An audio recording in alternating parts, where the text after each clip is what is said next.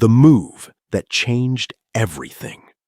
The biggest name in women's basketball just stepped into a completely different sport, and she's not there to play. Think about this for a second. A superstar who has spent her entire career breaking records on the basketball court suddenly announces she's joining a soccer team, not as a player, not as a coach, as an owner. And the moment this news broke, the entire sports world stopped and asked the same question. Why? What does a basketball icon want with a women's soccer franchise in a city that isn't even her home? Is this real? Is this a publicity stunt? Or is something much bigger happening behind the scenes? By the time this video ends, you're going to see this story in a completely different way. But before we get there, I need you to do one small thing for me. If you're watching this and you haven't subscribed to this channel yet, here's your sign. More than 90% of the people watching right now are not subscribed, and that honestly breaks my heart. It's completely free, it takes less than 2 seconds, and it tells the algorithm that this kind of content matters. If you've already subscribed, thank you. You're the reason this channel keeps growing, and I don't take that for granted. Now, let's get into the story that has every sports fan talking. The story that has everyone talking. Here's what we know, and this part is confirmed. Caitlin Clark, the Indiana Fever guard who took the WNBA by storm and won Rookie of the Year in her very first season, has officially joined the ownership group bidding to bring a National Women's Soccer League franchise to Cincinnati. That's right. The same Caitlin Clark who has shattered scoring records, sold out arenas, and become the most talked about player in women's basketball is now putting her name and her money behind women's soccer. The announcement came directly from the group leading the bid, which is the Major League Soccer club that already calls Cincinnati home. Their official statement said they are thrilled that Caitlin Clark has joined their ownership group in pursuit of bringing a women's professional soccer team to the city. And that statement matters because it's not a rumor and it's not speculation. This is a confirmed official move. Now, here's where the story gets interesting, because when you look at the numbers behind this bid, you start to understand just how serious this is. Multiple reports have indicated that the expansion fee for the 16th franchise in the National Women's Soccer League could approach $100 million. Let me say that again, $100 million. That is the price tag attached to this single team, and Caitlin Clark, one of the most recognizable athletes on the planet, has decided to be part of the group willing to pay it. But before you jump to conclusions, let me clear something up, because there's a lot of confusion floating around about this story. This is not a deal where Caitlin Clark is being paid $100 million. That's not what this is. What we're talking about is the value of the franchise itself.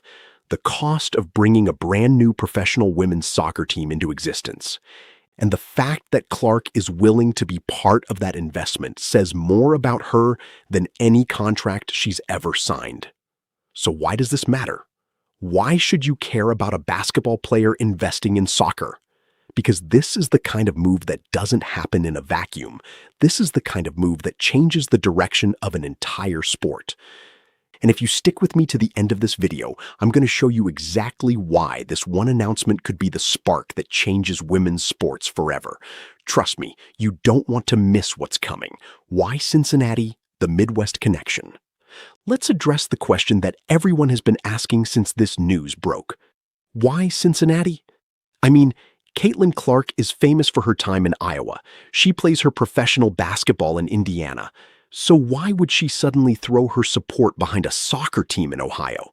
And honestly, the answer makes a lot of sense when you actually think about it. Cincinnati is right in her backyard. Ohio and Indiana are neighbors. Iowa isn't far away either. This isn't a random city picked out of a hat. This is a deliberate, calculated choice that shows she's thinking long-term. She's not just looking for any investment. She's looking to build something in a region she actually considers home. And here's the thing that makes this even more meaningful. By joining this bid, Clark is planting roots in the Midwest. She's saying, without saying a word, that she believes in this part of the country. She believes in the people here, and she wants to be part of building something that lasts. That's not just a business decision. That's a legacy decision. Now let's talk about why Cincinnati specifically has a real shot at landing this team, because this is where the story gets even more interesting. Cincinnati isn't just some city trying to jump on the sports bandwagon. This is a city where soccer is already thriving.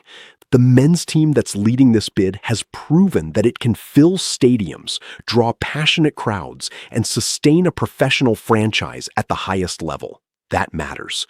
When you're trying to convince a league to give you a brand new team, you need to show that the fans will actually show up. And Cincinnati has already proven that they will. But here's the catch, and this is the part that keeps this story tense. Cincinnati is not the only city in the running. There are other markets fighting for this same franchise, and they are not going to make it easy. Denver is pushing hard. Nashville is in the mix. Philadelphia has thrown its hat in the ring. And Cleveland, which is just down the road from Cincinnati, is also making moves. This is a genuine competition and the stakes could not be higher. So why does Cincinnati believe it can win? Because of the combination of factors that no other city can match. They have the infrastructure, they have the fan base, they have a proven track record of supporting professional soccer. And now, with Caitlin Clark attached to the bid, they have something no other city has, the most recognizable name in women's sports standing behind them. That's the kind of advantage that can tip the scales. And it's exactly why this story is bigger than one basketball player making an investment. This is about a city trying to secure its place in the future of women's sports, and it just got the ultimate weapon in that fight. But here's the question that nobody has fully answered yet. And I'm going to get into it a little later, so stay with me. What happens if Cincinnati actually wins this bid? What does that mean for the league, for the city, and for Clark herself? The answer might surprise you. What this really means for women's soccer. Let's step back for a moment and look at the bigger picture, because this move is about so much more than one team in one city. Women's professional soccer has been growing for years, but it has never had the kind of mainstream attention that it deserves. The National Women's Soccer League has been building something real, adding teams, growing audiences, attracting investment, but it's still fighting for the same level of recognition and funding that men's sports have enjoyed for decades. That gap is real, and it's the reason why a move like this matters so much. When a superstar like Caitlin Clark puts her name behind women's soccer, she's not just making an investment, she's sending a message to the entire sports world. She's saying that women's sports are worth investing in. She's saying that women's soccer is a serious business with a serious future. And she's using her platform, one of the biggest platforms in all of sports, to make sure the world hears it. This is the kind of visibility that money can't buy. It's the kind of attention that brings in new fans, new sponsors, and new opportunities. When a household name shows up and says this is important, people listen. And that has a ripple effect that goes far beyond Cincinnati. Think about what this could mean for the next generation. There are young girls right now who are watching this story unfold. They're seeing one of the greatest athletes of their generation choose to invest in women's soccer. And that tells them something powerful, that they can be part of this too, that their dreams in this sport are valid, that women's soccer is a place where they can build a future. That's the kind of change that doesn't happen overnight. It happens one investment at a time, one superstar at a time, one city at a time. And right now, Caitlin Clark is leading that charge. But here's what I want you to really think about, and this is where the story takes another turn. Clark is not the first young star to make this kind of move. And that's not a coincidence. There's a pattern forming here. And once you see it, you can't unsee it. Stick with me, because I'm about to connect some dots that most people are completely missing. The business of being an athlete. Here's the thing that most fans don't realize. The modern superstar athlete is no longer just a player. They're a business, they're an investor, they're an entrepreneur, and the smartest ones are building things that will outlast their playing careers. Caitlin Clark is a perfect example of this new reality. She's already one of the most marketable athletes in the world, with endorsement deals that have made her a household name. But she's not stopping there. By joining this ownership group, she's showing that she's thinking about her future beyond basketball and beyond her playing days entirely. And she's far from alone in this thinking. Look at some of the biggest names in sports history. LeBron James has built an empire that includes everything from media companies to investments in professional soccer. He understood early on that his influence could be turned into something lasting. Serena Williams has done the same, investing in a wide range of businesses while using her platform to champion women's causes. These athletes figured out that their value doesn't end when the game ends. But here's what makes Clark's move different. She's not just investing in any business. She's investing specifically in women's sports. And that's a statement that goes beyond dollars and cents. She's putting her money where her mouth is. She's saying that women's sports deserve the same investment, the same attention, and the same respect as men's sports. And she's not the only young star doing it. This is where the pattern starts to become clear. Another rising star in women's basketball recently made headlines for exactly the same kind of move, investing in a professional women's soccer team. Angel Reese, one of the most talked about young players in the game, joined the ownership group of a new women's soccer club in Washington, D.C. She said she wants to help grow women's sports and elevate female athletes across the board. Now, think about that for a second. Two of the biggest young names in women's basketball, both investing in women's soccer. Is that a coincidence? Or is this the beginning of something much bigger? These young athletes are starting a trend. They're realizing that they can use their fame and their money to build the sports they love. And when you see two superstars making the same kind of move, you have to wonder, who's next? This is the kind of shift that changes the entire landscape of sports. When athletes become owners, when they become investors, when they become builders, the whole game changes. They're not just playing anymore, they're shaping the future. And here's the part that really makes you think. If Caitlin Clark and Angel Reese are both doing this now, imagine what the next generation of athletes will do. Imagine a world where every superstar sees themselves as an owner, not just a player. That's the world these young women are building. And they're just getting started. But here's the question I keep coming back to, and I promise you, the answer is coming. What does this mean for the leagues themselves? What happens when the biggest names in sports start owning the teams they used to just play for? That's a story that's still being written, and you're going to want to hear the rest of it. The rivalry factor. Let's talk about something that makes this story even more entertaining, the rivalry factor.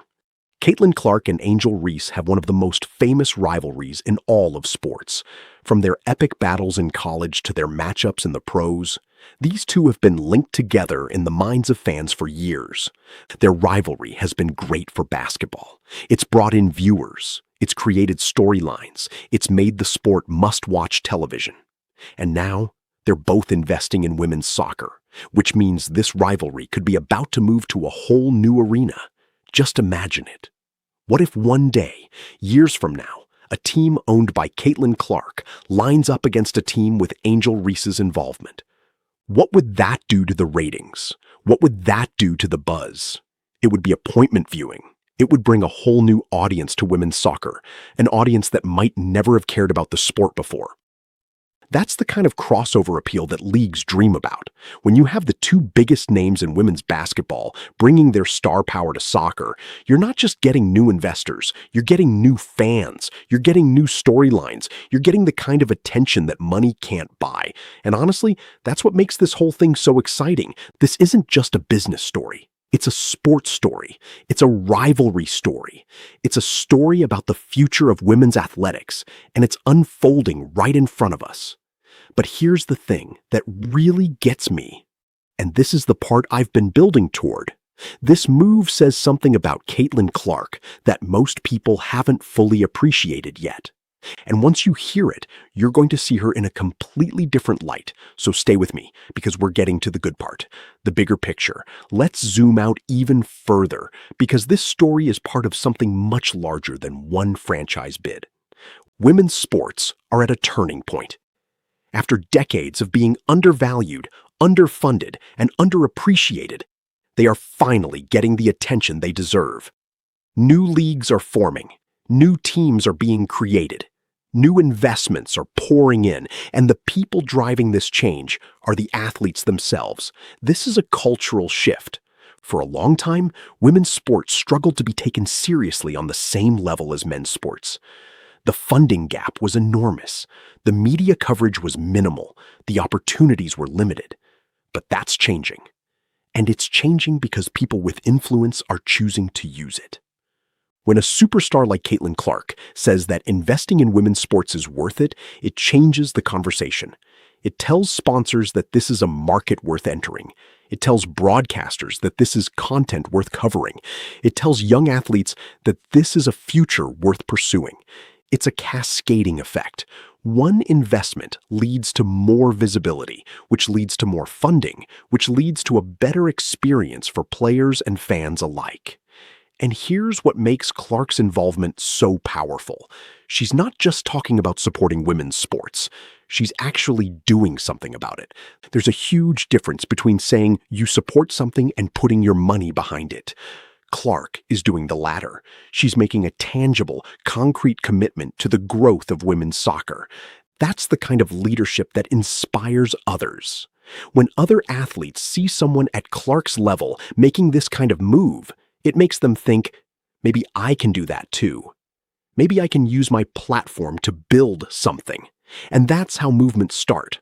One person takes a step, and then another, until suddenly you have a whole generation of athletes who see themselves as builders, not just players. The implications for women's sports are enormous. More investment means more opportunities. More opportunities means more talent. More talent means better competition. Better competition means more fans, and more fans means a sustainable, thriving future for women's athletics around the world. That's the world Caitlin Clark is helping to create. And she's doing it one investment at a time. But here's the thing I haven't told you yet, and this is the part that makes this story truly fascinating. Clark's decision to invest in soccer isn't the only big decision she's been making lately. There's another story, a quieter one, that reveals even more about who she is and what she values. And once you hear it, you're going to understand this whole situation on a whole new level. The decision that says everything. Here's the part of the story that most people don't know about, and it's the part that reveals the real Caitlin Clark. While the world was focused on her basketball career, Clark was making decisions behind the scenes that show exactly where her priorities lie. And one of those decisions tells you everything you need to know about her character. There's a new professional basketball league that's been making headlines, a 3-on-3 league featuring some of the biggest names in women's basketball. It's been marketed as a game changer, a chance for the top players to stay in the spotlight during the offseason and earn serious money. And Clark was reportedly offered a massive contract to join, a reported $1 million to participate. $1 million for a few weeks of basketball, and she turned it down. Let that sink in for a moment. $1 million offer, and she said no. Why? Because she's not chasing every dollar that comes her way, because she's being selective about where she puts her time and her energy, because she's thinking about what actually matters to her, and clearly that's not just money. Now connect the dots. She turns down $1 million to play basketball, but she's willing to invest in a women's soccer franchise in Cincinnati. That tells you something. It tells you that her decision to join this ownership group isn't about the money. It's about the mission. It's about building something that matters. It's about using her platform and her resources to grow women's sports in a way that will last. That's the kind of thinking that separates the great athletes from the legendary ones. The legends understand that their impact goes beyond what they do on the court or the field. They understand that they have the power to shape the future of their sport, and they choose to use it. Caitlin Clark is choosing to use it, and that's why this story matters. But here's the thing, and this is where I'm going to leave you with something to think about. This is just the beginning. The bid is still in progress, the competition is still heating up, and nothing has been decided yet. So what happens next? What's the next chapter in this story? What happens next? Here's where this story gets really interesting because nothing is guaranteed yet. The bid for the 16th National Women's Soccer League franchise is still a competition. Cincinnati has put together a powerful case, and now they have the star power of Caitlin Clark behind them. But the other cities in the running are not going to back down. Denver, Nashville, Philadelphia, Cleveland, they all want this team, and they're all fighting for it. So what happens if Cincinnati wins? That's when the real work begins. A new franchise means building a team from the ground up. It means hiring coaches, signing players, building a stadium experience, and winning over a fan base. It means years of work before the first ball is even kicked, and it means Caitlin Clark's involvement will be tested in a whole new way. But here's what I believe, and you can decide for yourself whether you agree. If anyone can help make this happen, it's her. She's proven time and time again that she can rise to the occasion. She's proven that she can carry the weight of expectations. And she's proven that she's willing to put in the work to make big things happen. And what if Cincinnati doesn't win? That's the suspenseful part that nobody's talking about. Does Clark walk away?